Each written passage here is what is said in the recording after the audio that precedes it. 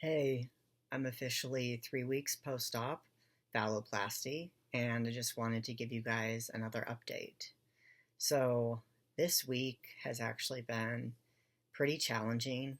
I've hit a lot of roadblocks that I wasn't expecting. Um, so, to start off with, Monday I had my follow-up with my plastic surgeon who took a look at my donor site and she said everything looks really good, everything's healing really well. But when she first came in that day to the exam room, she was like, "Where's your wound vac?"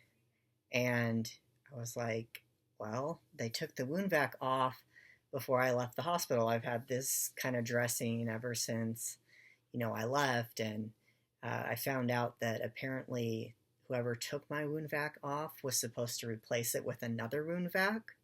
Um, Side note, a wound vac is basically like um, a big sponge type of thing with a lot of adhesive that is really, really tight on the site, and then it has a tube that is pulling out your drainage constantly, and then it's like connected to this little machine.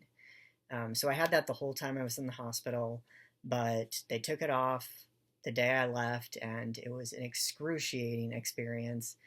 I was so, I was like in so much pain that they ended up having to give me fentanyl. Um, but after that was done, they put this type of wrapping on, and I've had an in-home nurse now come 3 different times, and they've just always replaced it with the same thing. So I was a little bit surprised to hear that like whatever I was supposed to have, I wasn't having. But luckily, my surgeon said that everything looks good, and like if anything, my arm looks more healed than the average person. Um, so Thursday, I had a follow up with my urologist, and they were trying to see if I was able to urinate out of my penis. So to do that, what they did was they put in some contrast dye through my catheter and filled up my bladder. And then I had a long kind of like tube, I don't remember exactly what it's called, but like out of the tip of my penis ever since surgery. So they pulled that out, and then they gave me a chance to basically pee from the bedside. So they kind of had a little container where my penis is while I was sitting on an exam table. Um, so unfortunately, I was not able to pee, but they said that's not super uncommon or anything. So they took dye then in a syringe and fed that through the tip of my penis. And I will say that hurt terribly. And took more images of it going through that way. It actually ended up the dye leaking out of a couple areas of my scrotum. So I do have a couple leaks there. But after they did all the imaging, my surgeon said that it's fairly normal. They're going to give it a couple more weeks to heal. I don't have like a fistula or anything at this point, but 2 weeks they're going to put like a little camera down there and see if they can see what's going on, and hopefully at that point be able to remove the catheter. So I was fairly bummed that I have to keep the catheter in, but I was also happy to hear that I don't have any huge, complications yet. Um, After I had the contrast, like 20, 30 minutes later, my skin turned red and it was starting to get really itchy. So that has never happened to me before.